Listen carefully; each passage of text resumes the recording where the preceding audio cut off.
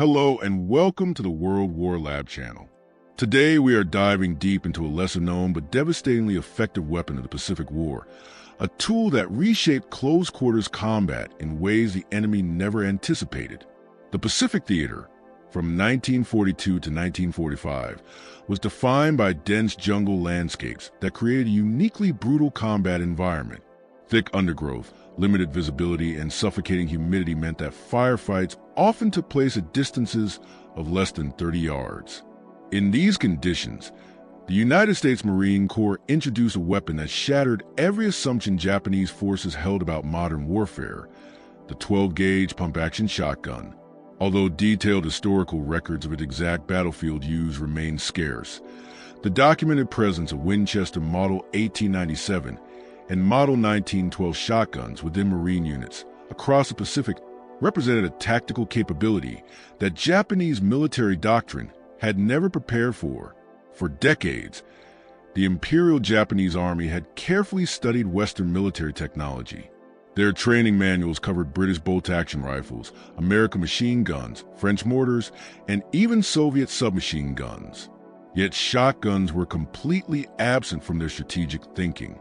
They were viewed as civilian tools meant for hunting birds, not as legitimate instruments of warfare. This blind spot became critical when American forces brought an estimated 25,000 Model 97 shotguns and between 60 and 80,000 Model 12 shotguns into military service during the Second World War. In 1942, Japanese doctrine centered around the belief in spiritual power as a force that would overcome material and industrial inferiority. This was not simply propaganda, but a calculated response to harsh reality. Japan produced less steel in an entire year than the United States produced in a single month. Knowing they could not win a war of machines and mass production, Japanese military planners concluded that victory had to be achieved through superior spirit, discipline, and close combat skill.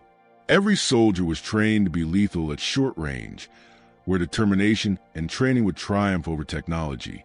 The tactical expression of this philosophy was the night infiltration attack.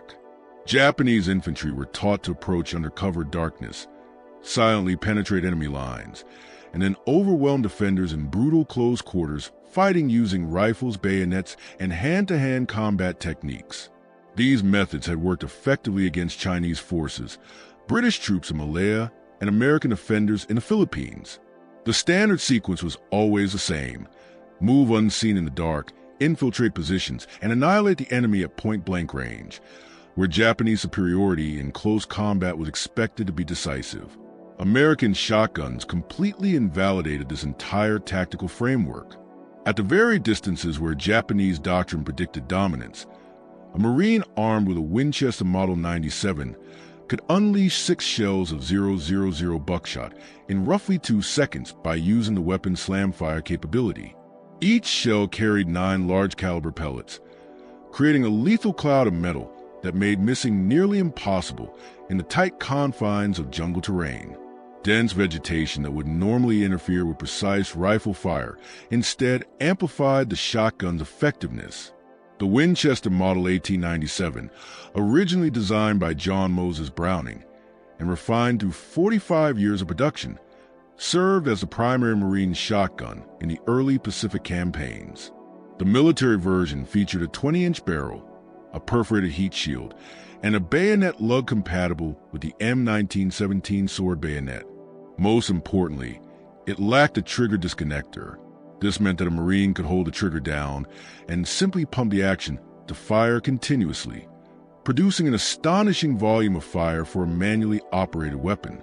The Winchester Model 1912, developed by engineer Thomas Crossley Johnson, improved upon Browning's design by introducing an internal hammer system that reduced the risk of accidental discharge.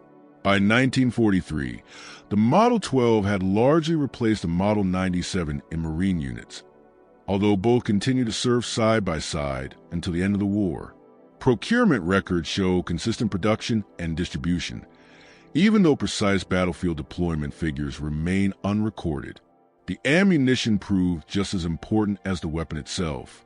Standard 000 buckshot shells carried 9 pellets, each weighing approximately 53.8 grains and measuring about 8.38 millimeters in diameter. At 10 yards, the pellet spread measured roughly 10 inches. At 20 yards, it expanded to about 20 inches. At 30 yards, the spread reached approximately 30 inches. In jungle fighting, where visibility rarely exceeded 30 yards, this natural dispersion compensated for the difficulty of aiming through vines, foliage, and darkness, effectively turning each trigger pull into a devastating area attack. The Guadalcanal campaign, which ran from August 1942 to February 1943, marked the first major American offensive in the Pacific.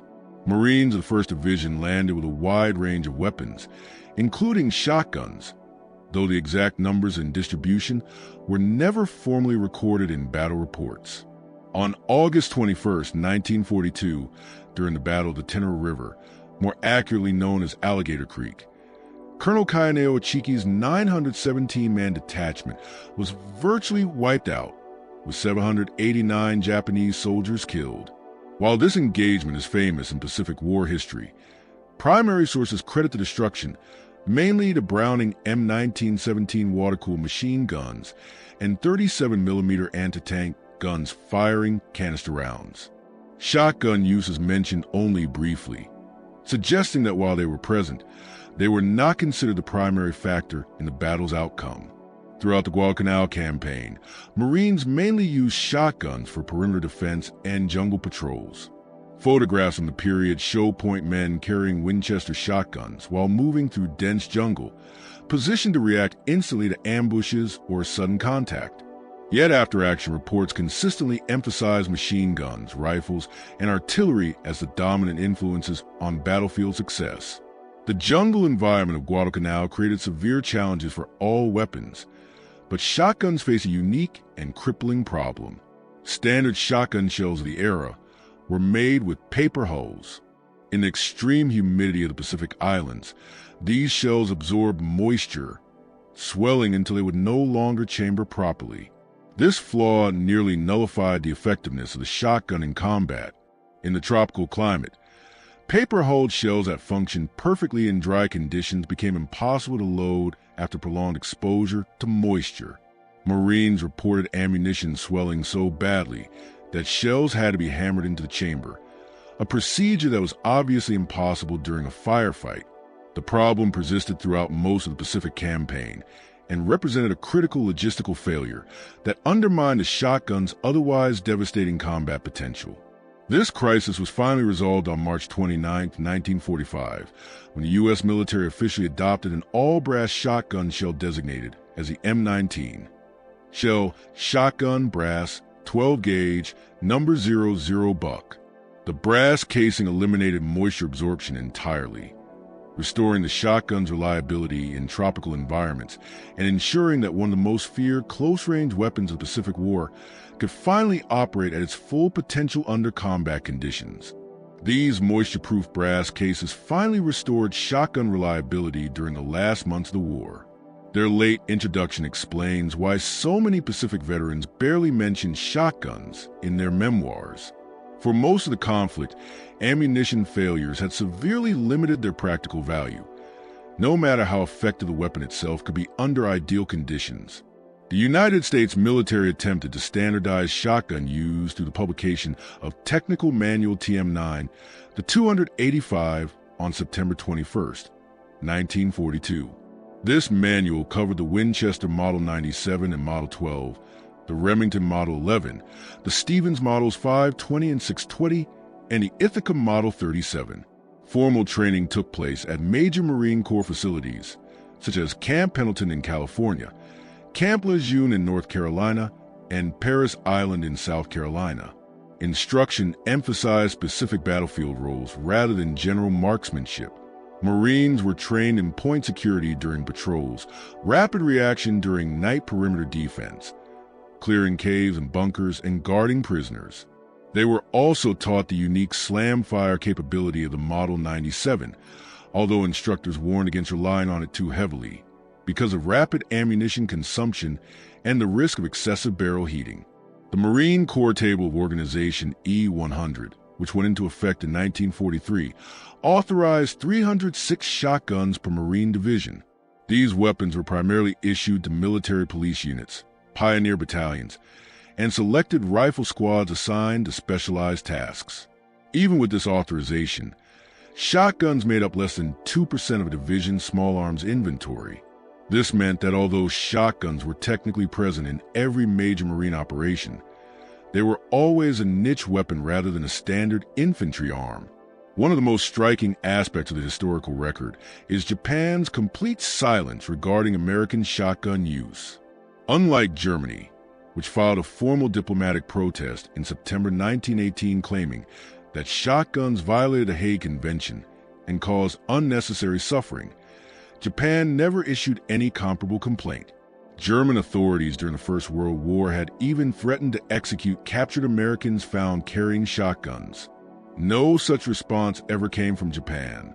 Japanese military documents captured during and after the war make no special mention of shotguns, and they do not describe any need for specific countermeasures. Training materials focus instead on American machine guns, artillery, and flamethrowers, treating these as the real threats that required tactical solutions. This absence suggests that although individual Japanese soldiers undoubtedly encountered shotgun fire, the weapon never achieved enough consistent tactical impact to justify official attention. Post-war interrogations of Japanese officers reinforced this conclusion. They spoke at length about American industrial strength, overwhelming firepower, and effective combined arms coordination, yet shotguns were never singled out as a significant problem. This silence stands in sharp contrast to the extensive Japanese documentation on how to counter flamethrowers, which were considered dangerous enough to demand special tactical adaptations. The New Guinea campaign from 1942 to 1945 provided another major test of the shotgun's potential. Both Army and Marine units fought in some of the most hostile terrain of the entire war. Inspired by Marine experiences on Guadalcanal, the Army's 32nd and 41st Infantry Divisions requested shotguns for use in New Guinea. The region's dense jungle, where visibility often dropped to only a few yards, seemed to offer perfect conditions for shotgun employment. In practice, however, the same ammunition problems that plagued the Marines became even more severe in the New Guinea highlands. Constant rain, repeated river crossings, and extreme humidity made paper-hulled shells almost completely unusable. Units that had specifically requested shotguns frequently ended up storing them in rear areas and relying instead on M1 Garand rifles, Thompson submachine guns, and Browning automatic rifles. The Army's experience in New Guinea demonstrated a recurring truth of warfare. A weapon that performs superbly in theory and training does not always remain effective under the harsh realities of combat. Shotguns proved impressive on firing ranges and in controlled exercises, but the jungle environment exposed critical logistical weaknesses that could not be solved until brass-case ammunition arrived in 1945. As the Pacific War continued, Marine units gradually refined a doctrine for shotgun employment based on hard-earned experience. The weapon proved most valuable in three specific roles: point security during patrols, perimeter defense against infiltration, and prisoner guard duties. In patrol operations, designated scouts carried shotguns at the front of the formation. Their role was to respond instantly to ambushes with overwhelming close-range firepower. The wide spread of buckshot allowed a single Marine to suppress multiple enemy positions at once, buying precious time for the rest of the patrol to deploy. This technique demanded exceptional discipline and trust, since the shotgunner operated far ahead of immediate support. Night perimeter defense was another specialized application. Shotgunners were positioned at likely infiltration routes where visibility was poor and sudden contact was expected. The natural spread of buckshot compensated for darkness and confusion, while the unmistakable sound of a pump-action shotgun being cycled often served as both a warning and a psychological deterrent. However, the shotgun's limited ammunition capacity meant that anyone armed with one required immediate rifle support once contact was made. In October 1944, when American forces returned to the Philippines, the 6th Army requested large numbers of shotguns for urban fighting in Manila. Marine participation in the Philippine ground campaign was limited mainly to artillery and air support, leaving most of the city fighting to the Army. The 37th Infantry Division, which carried the burden of the Manila battle, did employ shotguns during house-to-house combat. Even so, after-action reports emphasized flamethrowers and demolition charges as the primary tools for eliminating Japanese strongpoints. Urban combat in Manila highlighted both the strengths and weaknesses of the shotgun. In room-clearing operations, its close-range firepower was devastating. But Japanese defenders quickly adapted, barricading themselves in positions that prevented close approach and neutralized the shotgun's advantage. As a result, the weapon proved most effective in surprise encounters rather than in carefully planned assaults against fortified positions. By February 1945, during the invasion of Iwo Jima, Marine planning theoretically called for 3 divisions to field a total of 918 authorized shotguns. However, the island's volcanic ash, extensive tunnel networks, and heavily fortified defensive systems created an environment where even properly supplied shotguns faced severe operational limitations, created combat conditions in which shotguns played only a minimal role. The famous flag raising on Mount Suribachi, so often associated with the climax of the battle, occurred only after flamethrower teams and demolition units had already cleared the Japanese positions. It was not the result of shotgun-led assaults. On Iwo Jima, Marine units relied overwhelmingly on flamethrowers for cave clearing, supported by specialized flame tanks that could deliver burning fuel deep into tunnel systems. The M2-2 flamethrower, for example, was capable of projecting fire up to 40 yards into cave complexes, far beyond the effective range of any shotgun. Of the roughly 26,000 American casualties suffered on Iwo Jima, existing records attribute none specifically to the absence of shotgun firepower or to failures in shotgun tactics. By the time brass-cased ammunition became available, it was simply too late to influence the battle. The M19 all-brass shells reached some units only in late March 1945, after the fighting on Iwo Jima had already ended. This meant that Marines there continued to struggle with swollen paper shells throughout one of the most brutal engagements of the entire war, further limiting any practical use of shotguns. The Battle of Okinawa, fought from April to June 1945, represented the full application of lessons learned across the Pacific. In theory, the 1st and 6th Marine Divisions were authorized a total of 612 shotguns, now supplied with reliable brass ammunition. Yet the nature of the battle itself left little room for shotgun employment. Okinawa was largely fought in open terrain against deeply prepared defensive systems. The Japanese 32nd Army had abandoned the mass banzai charges of earlier campaigns and adopted a defense-in-depth strategy. They occupied fortified positions along the Shuri Line, fighting from bunkers and cave networks that forced American infantry to engage at extended ranges. Under these conditions, Marine units relied primarily on combined tank infantry tactics, with flamethrower tanks providing decisive close support. Where shotguns that appear on Okinawa was mainly in the final stages of reducing capture positions, when Marines cleared out isolated survivors from caves and bunkers. Shotguns were also used by military police units managing the enormous movement of civilians across the battlefield.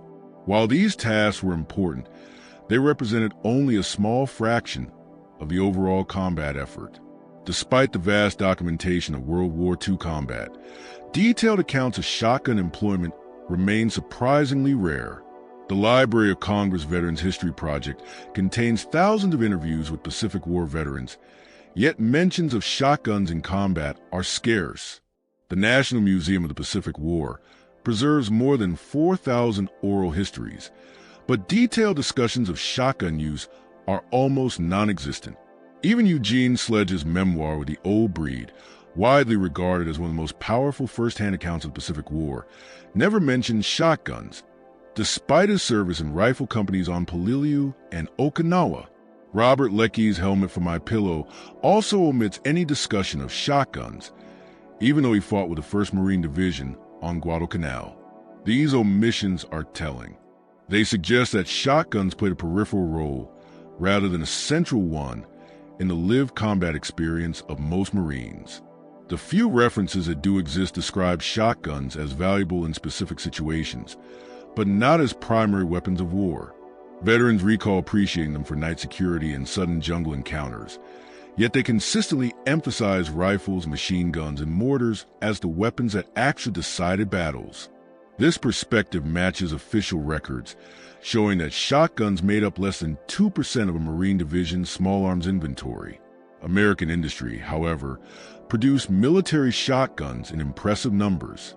Winchester alone manufactured approximately 25,000 Model 97s and between 60 and 80,000 Model 12s for military contracts.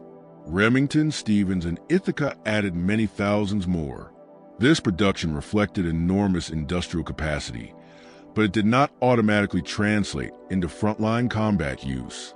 A large portion of these weapons went to training facilities, guard units, and rear area security roles rather than to infantry squads in direct combat. Military police units needed shotguns for prisoner control and convoy security. Navy ships carried them for boarding operations and shipboard defense. Air bases used them for perimeter security. These essential but non-combat functions absorbed much of the available inventory. The gap between production numbers and battlefield accounts shows that while the United States had the ability to equip every Marine squad with shotguns, practical constraints, ammunition problems, tactical realities, and doctrinal preferences kept most of them in secondary roles. The shotgun remained a specialized tool rather than a standard infantry weapon. To understand the shotgun's true place in Pacific combat, it helps to compare it with other weapons. The M2 flamethrower, introduced in 1943, appears in virtually every account of cave and bunker fighting. On Iwo Jima alone, Marines used more than 27,000 gallons of flamethrower fuel, with detailed records documenting its effectiveness. In contrast, shotgun ammunition expenditure rarely appears in official reports.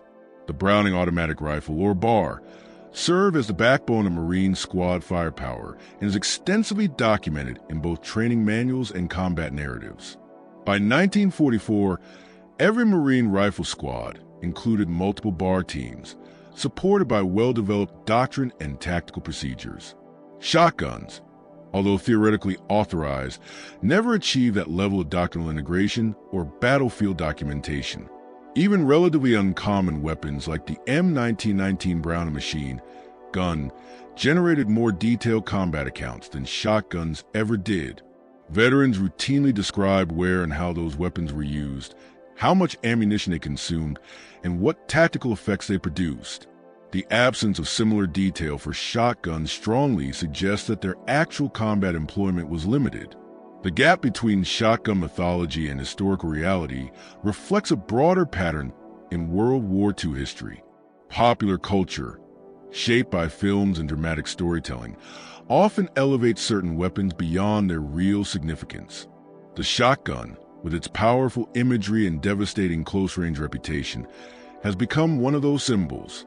Its dramatic visual impact and fearsome reputation have sometimes overshadowed the more complex and restrained truth of how it was actually used on the battlefield. Impact and devastating effect at close range naturally invited this kind of myth-making. In the years after the war, films often showed Marines storming Japanese positions with shotguns, clearing caves and bunkers in dramatic fashion. These scenes created powerful public images that were not supported by primary historical sources. Later, video games and popular history books reinforced those impressions, turning the shotgun into an iconic weapon of the Pacific War, despite the limited documentation of its real battlefield use. This process of myth creation obscured the far more ordinary reality in which shotguns served mainly in auxiliary and highly specialized roles. The mythology served a narrative purpose. It offered intense close combat drama and a striking technological contrast between American and Japanese forces. Yet historical accuracy demands acknowledging that while shotguns were present and sometimes effective, they never approached the tactical importance of rifles, machine guns, mortars, or flamethrowers in shaping battle outcomes. Their influence was marginal when compared to the weapons that consistently determined success or failure in combat. The small number of veteran accounts that do mention shotguns are valuable precisely because they reveal how the weapons were actually perceived by those who carried them. Marines who have been issued shotguns generally remember them as useful in certain situations, but inconvenient and limiting in everyday combat. Their weight, limited ammunition capacity, and narrow tactical role made them less attractive than rifles for routine operations. One Marine veteran interviewed in 1985 recalled carrying a Model 97 on Guadalcanal. He said it was good for night watch and narrow jungle paths, but useless at distance. When real fighting started, he wanted a rifle in his hands. This blunt assessment captured the shotgun's limitations in a wide range of combat conditions. It could dominate its niche, but it could not replace standard infantry weapons. Another veteran from the 2nd Marine Division described how shotguns were supposed to be distributed. Each squad, he explained, was authorized to have one. In practice, however, the weapon often stayed with company gear rather than being carried forward. It was considered too specialized for everyday use. This comment highlights a persistent gap between official authorization and real battlefield employment. Units possessed shotguns, but many found rifles to be more flexible and reliable for the majority of their tasks. The adoption of brass-cased M19 ammunition in March 1945 theoretically solved the moisture problem that had plagued shotguns throughout the Pacific War. Yet the solution came too late to alter combat in any meaningful way. By that point, Iwo Jima had already been secured and the invasion of Okinawa was only weeks away. The Philippine campaign was largely complete, and the remaining battles of the Pacific would be fought using well-established tactics and weapon systems. The brass ammunition did prove useful for occupation duties and for planning the invasion of Japan itself. Military planners preparing for Operation Downfall, the proposed invasion of the Japanese home islands, requested substantial numbers of shotguns for anticipated urban combat in densely populated cities. They expected brutal close-range fighting in buildings, tunnels, and streets where shotguns might finally have demonstrated their full potential. The atomic bombings removed the need for that invasion, leaving the real combat effectiveness of brass shotgun ammunition largely untested. Post-war analysts suggested that if brass shells had been introduced earlier, shotgun performance in the Pacific might have been dramatically different. But speculation cannot change the historical record. For most of the war, shotgun use was crippled by ammunition reliability issues that sharply limited its value. The absence of Japanese countermeasures specifically aimed at shotguns provides important historical context. Japanese forces developed detailed tactical responses to American weapons that truly shaped the battlefield. They created overhead cover to protect against mortars, spider holes to counter tanks, and reverse-slope defenses to reduce the effectiveness of naval gunfire. No equivalent measures were developed to counter shotguns. This strongly suggests that shotguns never achieved enough tactical significance to demand special attention. Japanese tactical evolution in the Pacific focused on countering American material superiority through terrain exploitation and layered defenses. The shift from beachline defenses to deep inland fortifications, the construction of massive tunnel networks, and the eventual abandonment of mass banzai charges were all responses to American firepower in general rather than to any single weapon like the shotgun. Post-war Japanese military studies examined American artillery coordination, naval gunfire support, and tank infantry cooperation in great detail. Shotguns barely appear in these otherwise comprehensive analyses, reinforcing the conclusion that they had little impact on Japanese tactical thinking. One of the most revealing aspects of the shotgun story is the complete absence of statistical documentation. World War II generated enormous amounts of data: ammunition expenditures, casualty correlations, and weapon effectiveness studies.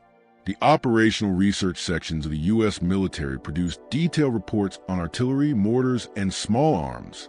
These reports measured hit probabilities, casualty rates, and ammunition efficiency. No comparable studies exist for shotguns. Their absence suggests that shotgun use in combat was too limited to generate meaningful statistics. Even informal estimates are missing. Veterans often recalled roughly how many rifle rounds they fired, how many grenades they threw, or how many mortar shells were expended during battles. Similar estimates for shotgun ammunition rarely appear in memoirs or interviews. This statistical silence strongly indicates that shotguns remain peripheral to main fighting, despite being officially authorized and widely produced. The extensive shotgun training conducted at Marine camps created expectations that combat experience never fulfilled.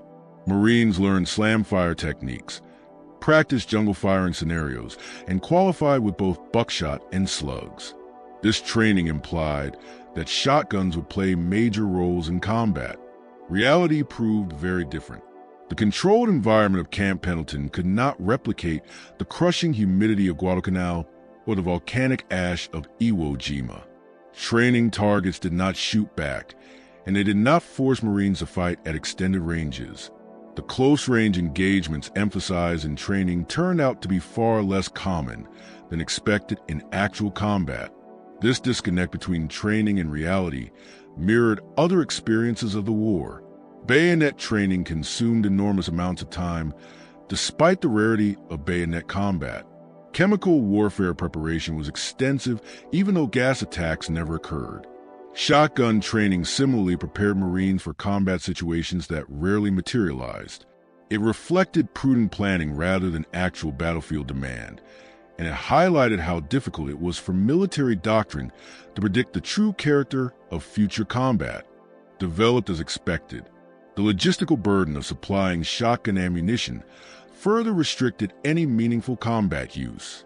A single 12-gauge shell weighed roughly twice as much as a rifle cartridge, while occupying nearly 3 times the space. In practical terms, a Marine could carry about 80 rounds of rifle ammunition in the same weight and volume as only 36 shotgun shells. Aboard supply ships and landing craft, where cargo capacity was always limited, priority went to rifle ammunition, machine gun belts, and mortar rounds. Specialized loads like shotgun shells ranked far lower in importance. Every crate brought ashore had to justify its value, and shotgun ammunition rarely competed successfully with general-purpose munitions.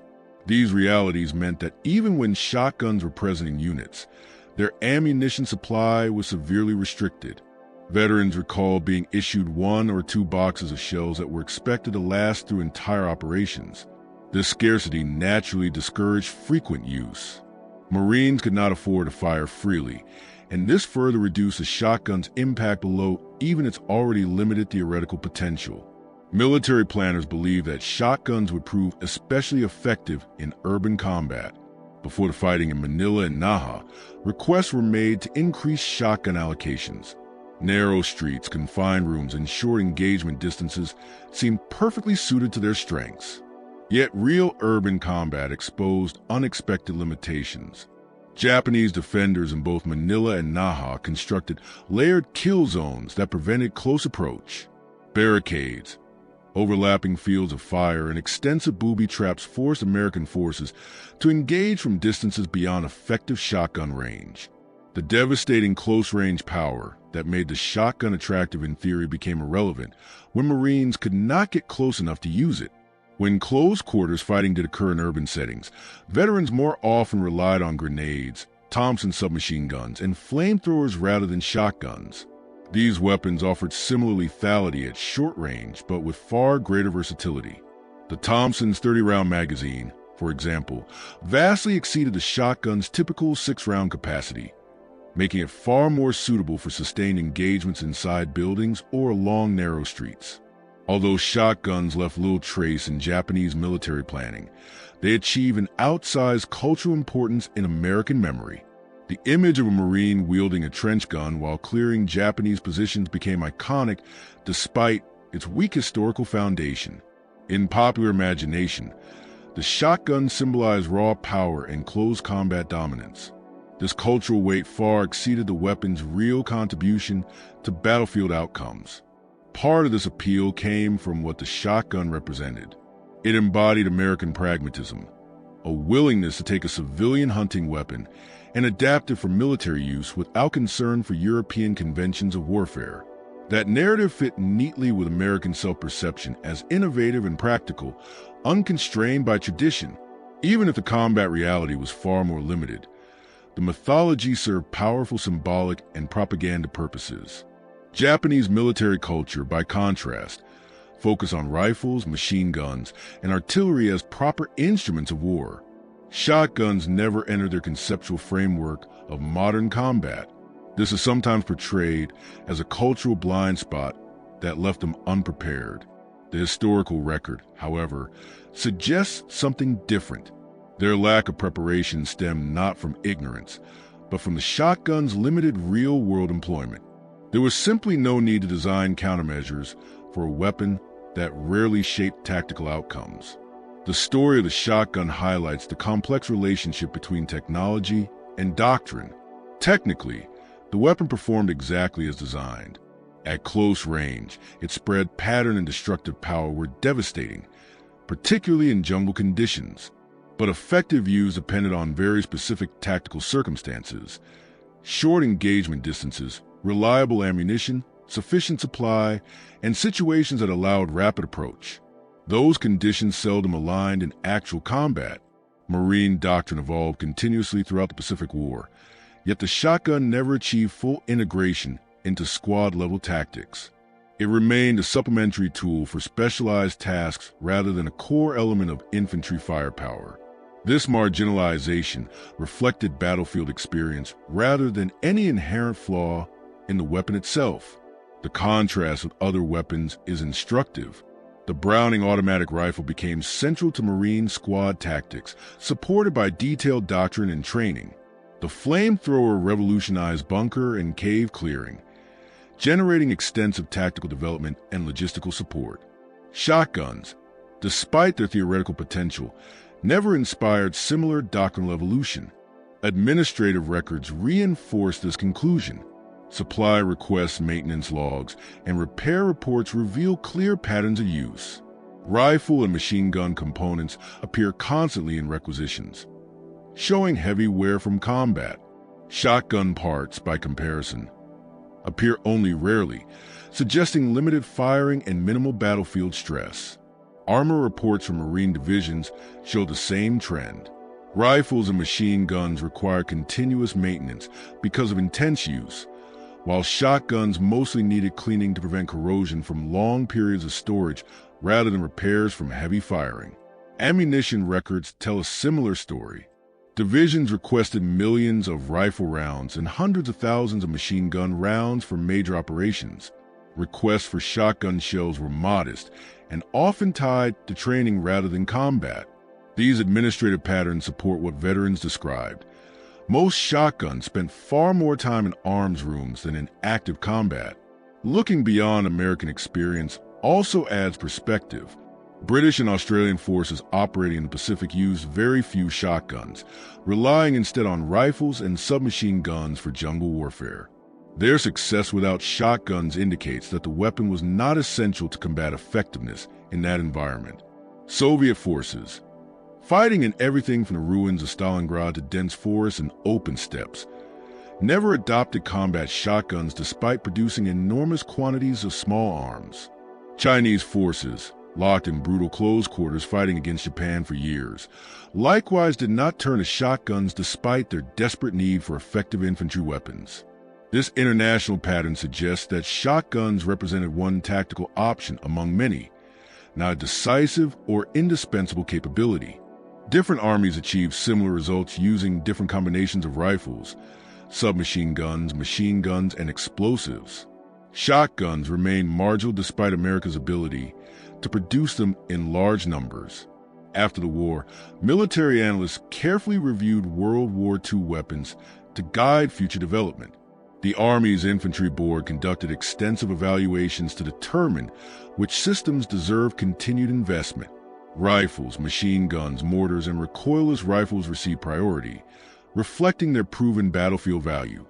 Shotguns received very little attention in post-war evaluations, suggesting that their performance during World War II did not justify significant further investment.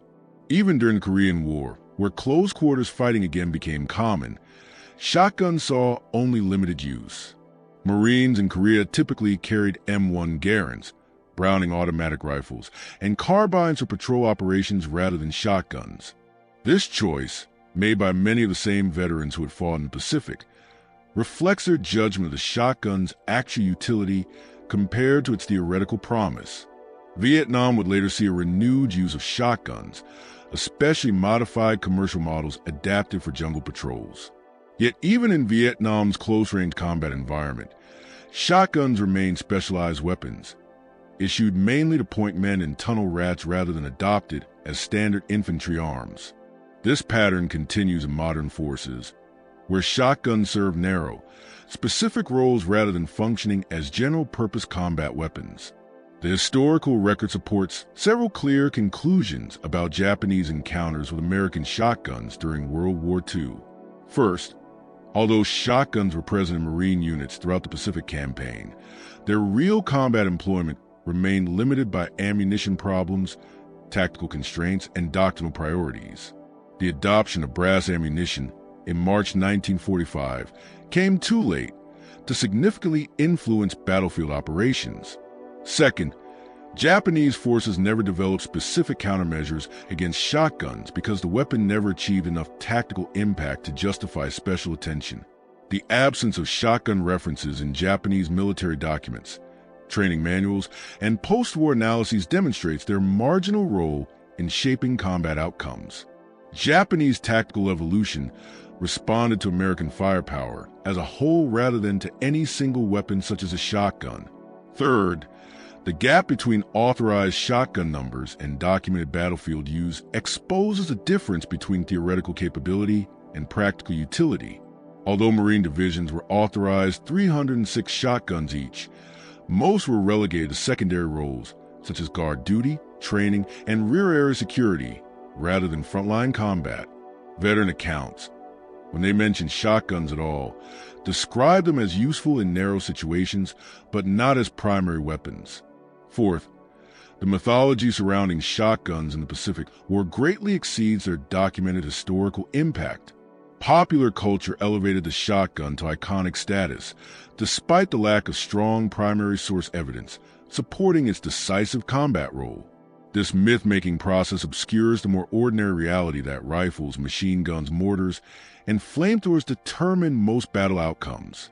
While shotguns filled certain specialized niches, they never shaped campaigns in the way these other weapons did. The shotgun story offers broader lessons about military innovation and adaptation. Technical capability alone does not guarantee tactical impact. A weapon must integrate effectively into doctrine, logistics, and training before it can meaningfully influence combat. Shotguns possess strong theoretical advantages, particularly in close-range fighting, but they fail to overcome the practical limitations that restricted their use. The Japanese military's failure to anticipate shotguns proved irrelevant because the weapon never achieved the level of impact necessary to exploit such an oversight. Their lack of preparation reflected an accurate assessment of the shotgun's marginal role rather than a serious error. The weapons that truly determined the outcome of the Pacific War, artillery, naval gunfire, aircraft, and flamethrowers, received appropriate Japanese attention and countermeasures. American industrial capacity allowed the production of tens of thousands of military shotguns, demonstrating enormous manufacturing power. Yet production did not translate directly into combat effectiveness. The ability to build weapons exceeded the ability to employ them meaningfully under Pacific conditions. This disconnect shows that industrial strength alone does not guarantee tactical advantage. Ultimately, the story of Japanese infantry encountering American shotguns in World War II reveals more about military mythology than about battlefield reality. Shotguns were present and occasionally effective in very specific circumstances, but they never achieved the devastating tactical importance often attributed to them. Japanese forces were, in a sense, unprepared for shotguns, but this unpreparedness was largely irrelevant because shotguns played only a marginal role in determining battle outcomes. The verified historical record, including production figures, training manuals, and organizational tables, confirms that shotguns existed within Marine units. However, the absence of detailed combat accounts, statistical analysis, and Japanese countermeasures indicates that their actual employment was limited. Veterans who carried them remembered shotguns as specialized tools, useful in certain situations, but not as weapons that changed the course of battles. The March 1945 adoption of brass ammunition finally solved the moisture problem that had crippled shotgun effectiveness throughout the Pacific War, but arrived too late to influence major campaigns. By the time reliable ammunition became available, the war had already been decided through island-hopping operations that relied on combined arms tactics, overwhelming firepower, and naval supremacy rather than close-quarters shotgun combat. The Japanese military's lack of specific responses to shotguns therefore reflected sound tactical judgment rather than dangerous oversight. They focused their efforts on countering the American systems that truly shaped the battlefield: artillery, naval gunfire, aircraft, and flamethrowers. Shotguns, despite their impressive close-range potential, never reached a level of importance that demanded dedicated countermeasures. Modern militaries continue to use shotguns in narrow roles, such as door breaching, deploying less lethal ammunition, and handling very specific close-quarters tasks. This limited employment mirrors their actual use in World War II far more accurately than popular mythology suggests. Shotguns remain important tools, but only within tightly defined boundaries rather than as primary combat arms. The transformation of this restrained historical reality into an expansive cultural myth illustrates how war stories evolve beyond their factual foundations. The dramatic image of Marines clearing Japanese positions with shotguns satisfies narrative and symbolic needs that historical accuracy alone does not. The mythology reinforces ideas of American ingenuity and pragmatism, even when the documented record shows a far more limited and specialized role: technological adaptability and combat innovation. Even if the historical record proves far more ordinary than legend suggests, understanding the true role of shotguns in Pacific War combat requires separating verified history from accumulated mythology. The weapons were present, officially authorized, and occasionally effective, but they never achieved the tactical significance that would justify their prominent place in popular narratives about the Pacific War. Japanese infantry may never have expected to face 12-gauge American shotguns in combat, but this surprise proved largely irrelevant to battle outcomes. Those outcomes were decided by overwhelming American firepower, superior logistics, and the effective use of combined arms tactics. Artillery, naval gunfire, aircraft, and armored support shaped the battlefield far more decisively than any shotgun ever could. The verified historical record tells a less dramatic, but far more accurate story. Shotguns served as specialized tools for very specific situations. They were crippled by ammunition reliability problems until the final months of the war, employed primarily in secondary or auxiliary roles, and never reached a level of tactical importance capable of influencing the overall course of the Pacific Campaign. Their impact was narrow, situational, and limited.